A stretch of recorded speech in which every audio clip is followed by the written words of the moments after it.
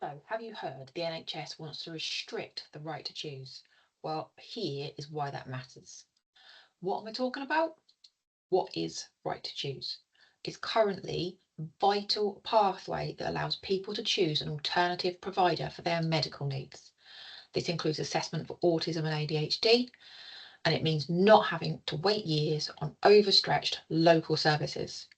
Some local services have closed because waits are as long as 18 years. That is just not acceptable.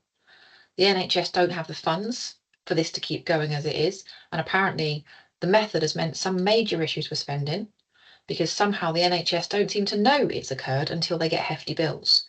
Not really our problem if their systems can't manage that, is it? I mean, the NHS GPs still have to make the referral, so somewhere that should be in the system.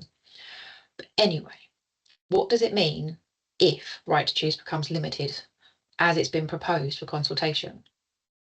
They want to limit the funding, which means that thousands of people will be on yet another waiting list.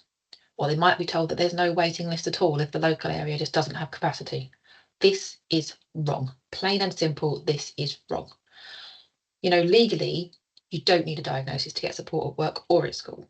But through our support community, Nerdiverse, I see a lot of people who feel the backlash of that. Having right to choose is not about jumping a queue, it's about giving people a fair chance to understand themselves and access the right support.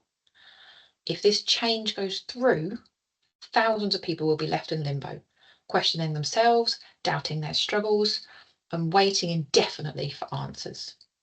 No, the diagnosis isn't a requirement for support, but for many, it brings validation, it brings self acceptance, it brings access to resources that make life easier. Removing this choice will only add to the crisis that we're seeing. At Nerdiverse, we've been helping people navigate right to choose and getting their assessment times down from impossible to less than a year. In some cases, down to less than 12 weeks with the right providers. We connect them with trusted professionals and ensure no one is left feeling lost or unheard. Apparently, the NHS suggested people can get the support from charities instead. Well, the work we do means we're also seeing charity funding being pulled by many local councils. Literally cut off support lines. That's it. End of. Thank you very much. You're absolutely stuck left in limbo. We do our best to raise funds, and our community membership helps to fund assessments as much as possible. But we have to be providing this support. We pay our national insurance contributions as people in this country, right? We pay our taxes, and what do we get? We get absolutely shafted. So please write to your local MP and feel free to come and join us at nerdiverse.org, where our community works damn hard to provide support as far as possible across England and beyond. I would love to hear from you.